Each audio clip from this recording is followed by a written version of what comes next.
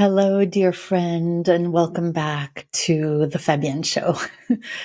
My heart is fluttering even just thinking about what I'm going to share with you today. And I am diving in, even if there's a little fear in there. This episode is for the woman who's been called too much, too organized, too driven, too structured, too ambitious, too clear about what she wants, too firm in what she will allow and will no longer allow. It's for the woman who has been told to surrender, to make herself smaller, to not speak up as much, when all she's ever wanted to do is just build something real and lasting and true. Today is about control. And if you've ever been told that you are too controlling, as I have, and I will tell you my story behind it, I want you to know that today, at least my intention for today, is that this isn't just a conversation, it is a reclamation and a remembering of your power and your voice and your choice and your sovereignty. And that it is a return to something that perhaps you've pushed down, perhaps was told that was never yours. And it is about being in control of your life and your story and your impact and your sense of freedom and your money and just your sovereignty. And it begins with a question that I whispered in prayer just a few moments ago as I was earthing in the backyard down here in Provence. And I asked the Divine Mother, show me what positive control looks like. Because I have spent a great part of my life in trauma response control. And if you have been following this podcast for a while, I have shared in the past that I have been bullied and didn't feel safe. And I was kidnapped as a kid and didn't feel safe. And moved to a different country where I didn't know the language and didn't feel safe. And my trauma response was, by all means, control everything in my life because that meant safety. Now, what you may not know is that I have been working on this issue of control for quite some time. I've been doing a lot of nervous system regulation, a lot of healing. I've worked with a lot of healers. I've done EFT and EMDR and all the things. You have no idea how much I've done. But at the same time, I have shamed myself for being someone who has controlled too much in the past. And I just am bringing it up because I know that I'm not the only one. If not most of us women have been, how do I say this? Traumatized or trespassed or shamed or used or abused. I mean, I'm just calling it. Listen, I do not know a single woman who hasn't had to work on herself because things have happened to her.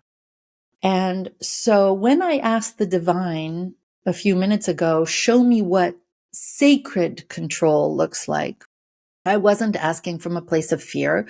I wasn't asking how to white knuckle my days or force life into submission. I was asking about the part of me that wants to feel powerful in how I shape my life and my business in a way that honors my feminine identity, not the masculine control, but is there a way to be feminine in my control? Because there was this tension that I could not seem to shake. And it is my desire for structure. And there is also this world's push, this masculine world's push that has us women want to surrender. And I wanted clarity, and I asked for an answer. And the divine, in her infinite creativity, responded through bringing up something that happened just recently on a call I was leading for some women in my community. And in that call, I opened up, and I want to share with you that I've been down here in Provence for a month.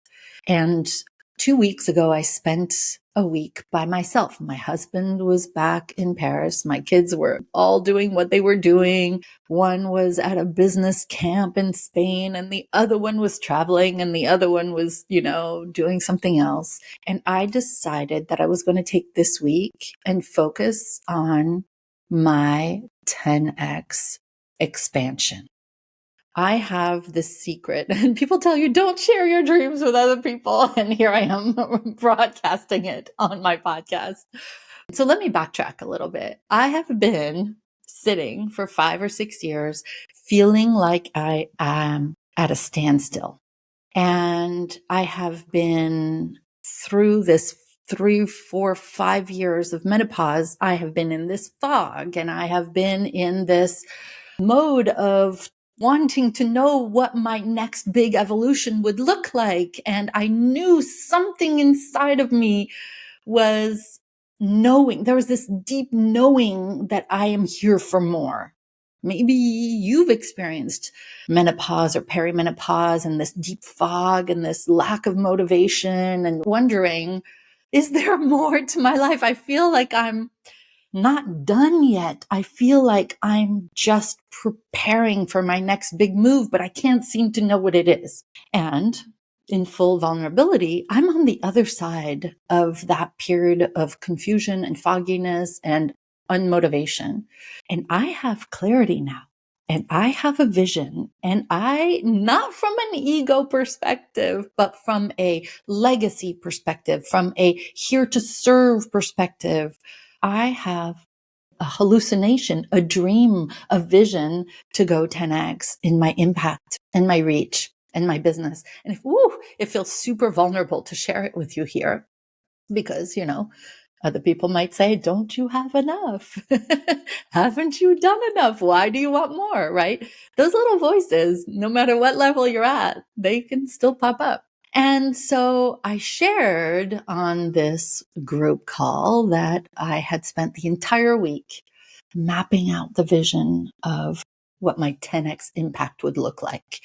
And that I had stretched it so big because 10x is really big. 2x is big. 10x is really big. And I started the week thinking, this will never happen. Like, who the hell are you, Fabienne? And what drugs are you on thinking you can go 10x at this stage of your business, at this stage of your life? And yet I started doing for myself what I do every day in Bold Heart for the women entrepreneurs is I stretch their vision with them. And then we look at all the negative beliefs, all the fears, all of the reasons why this can't happen. And we dismantle those through, soul level transformation. We use limiting belief transformation tools. We use identity work.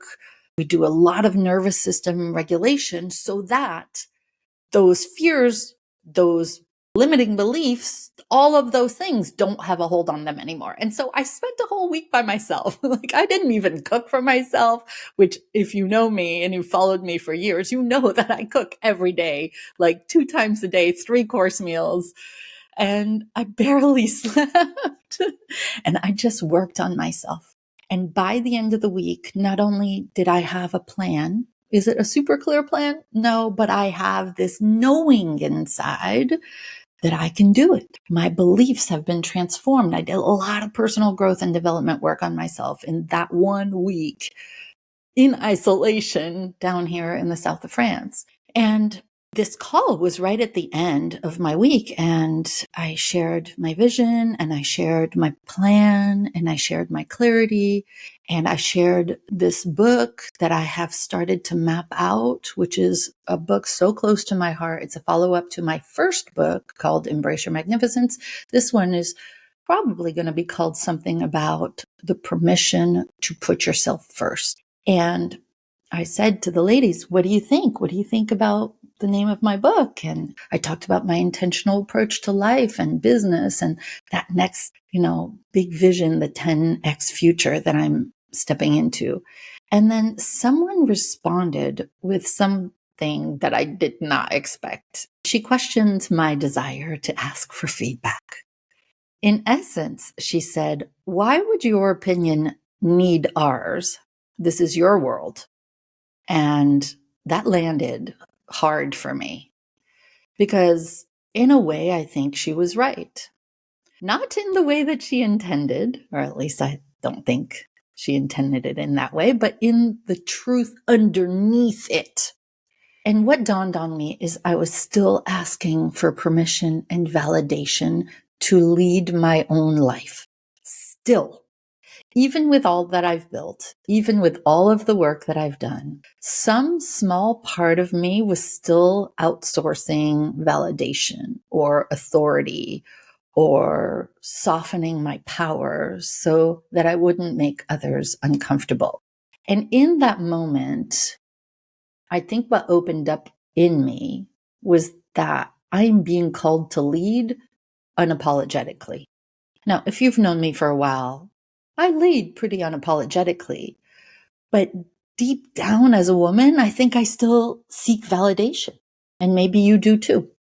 I was being called to stop dimming the very thing that makes me magnetic, as some people tell me, and to stop hiding that part of me that knows exactly how to shape my life. And later that week, I was describing this story with a friend, and it was a big message. And I was saying, it's so funny. I was called out on validation and I was called out on being controlling. And why don't I just surrender to life? Here I am talking about feminine power and surrender. And my friend, who happens to be a shaman, who happens to be one of my favorite people in the world, and I will have him on this podcast so that you can enjoy his brilliance. And he said, "Fabienne, control is your superpower. You need to harness it and not shame it. You need to love it and not reject it. Embrace it and allow it to guide you." And I cannot tell you how much that rocked me. First, negatively. I was like, no, you don't understand. I've been too controlling of the things in my personal life and the people and the things. And then I cried. Whew. I cried because I knew that I had been making what I called control, but really it is clarity. I had been making my clarity wrong. I had confused structure with suppression. I had been making control in my life wrong.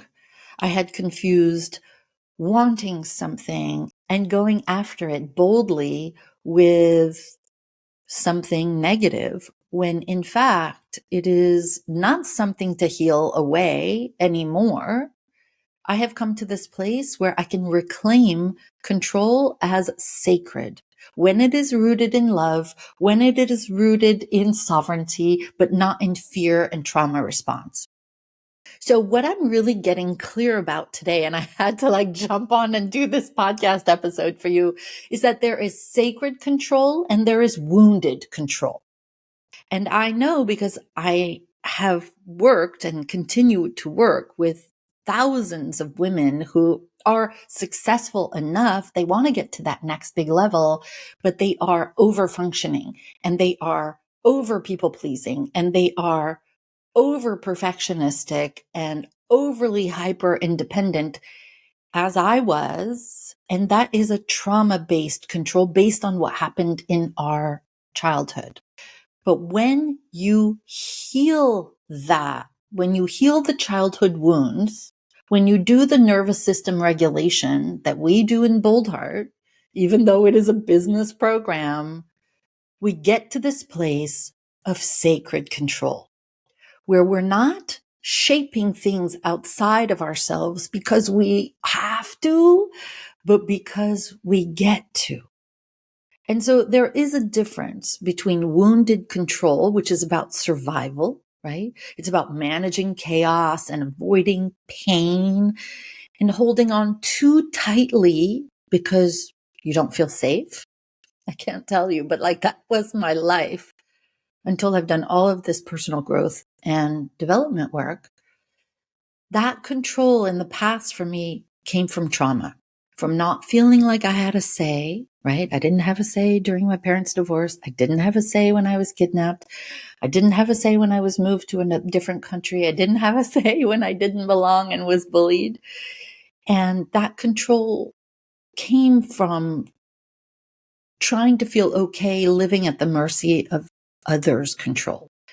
But what I'm really getting clear about for you and for me, and I want you to really reflect on, where have you been perhaps over controlling from a trauma based perspective, from a response to what's happened to you in your childhood versus sacred control, which is not about force.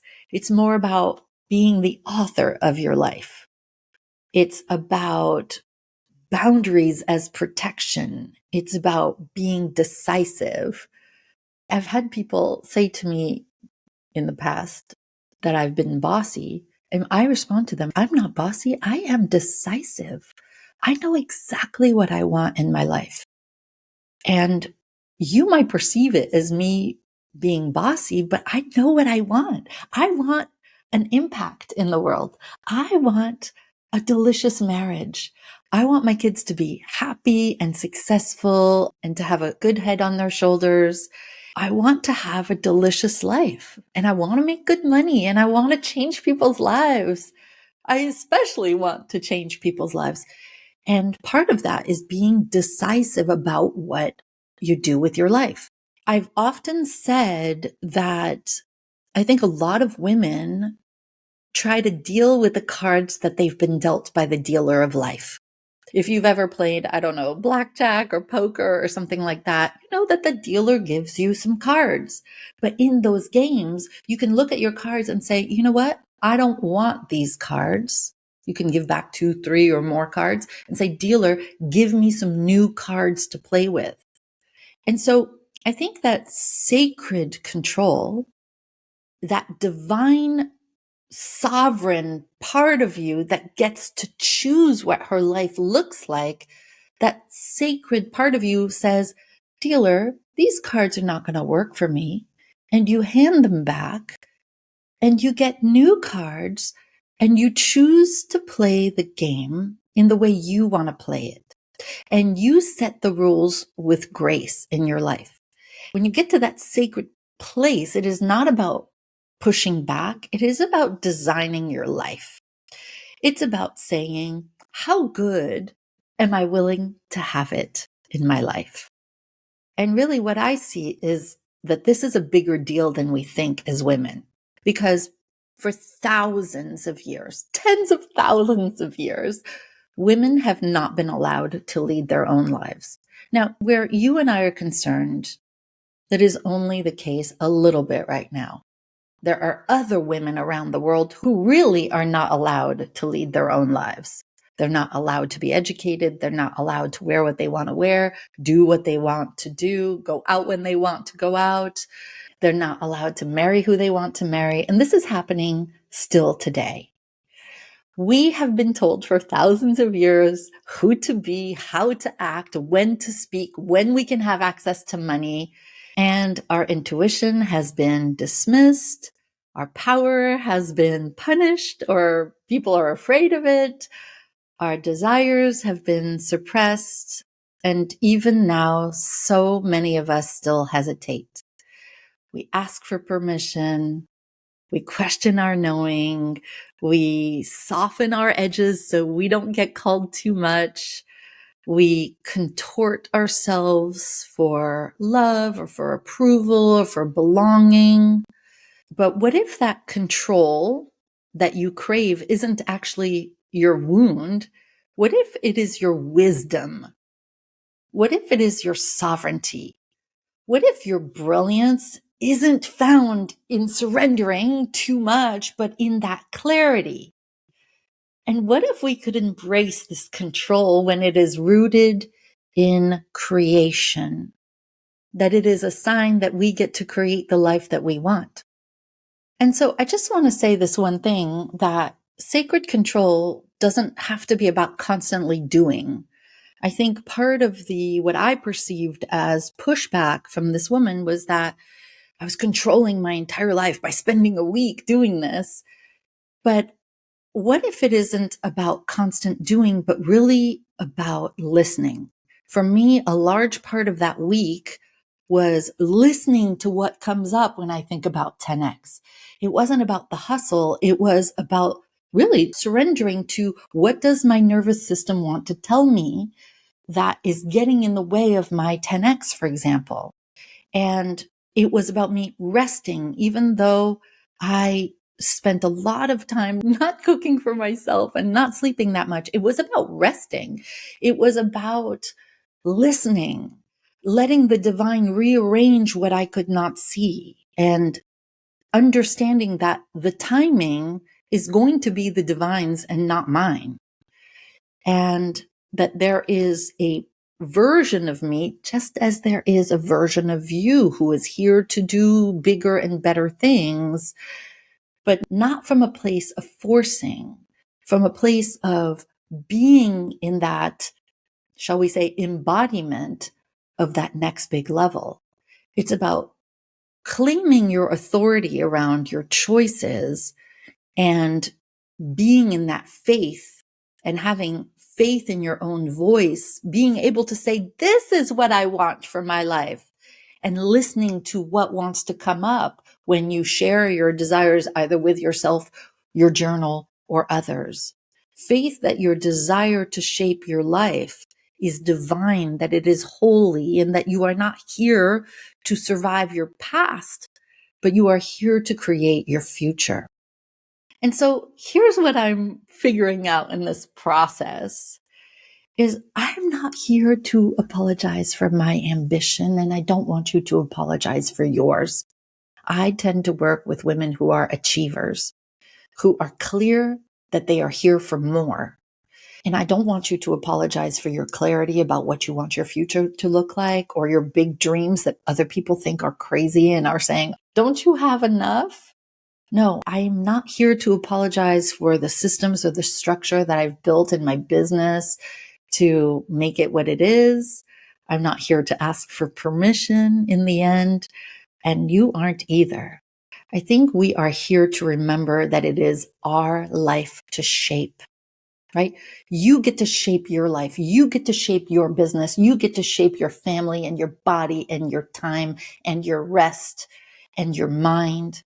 And I believe this is true for every woman who is bold-hearted enough to say, this is what I want. And I am not bossy, I am decisive. And I want more for myself, not from a place of ego, but from a place of divinity, that I too get to have what I want. You are not here to be a martyr or a victim to what other people want for you. You are not here to stay small to make others feel more comfortable.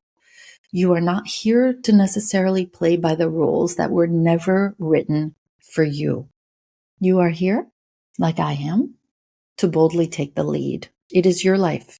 You get to be the architect. You get to be the composer. You get to decide. You get to be bold. You get to speak up. You get to take up more space. And you get to create a life that matches the song that's on your heart, the song that is in your soul. And I am here to do the same. And so if this message is stirring something inside of you, as obviously it is in me right now, and if you feel seen, then I want you to know that this is just the beginning. You do not have to hold that vision alone. You do not need to dim your light to be loved, to be accepted, to belong.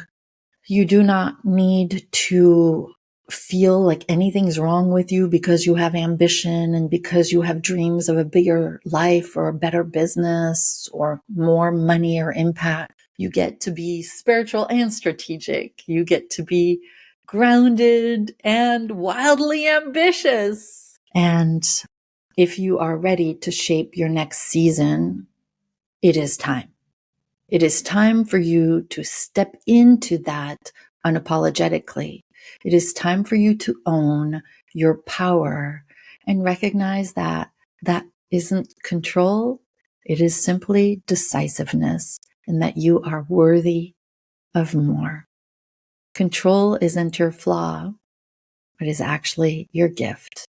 And this is your time, and you get to use it. Thank you for listening to me today.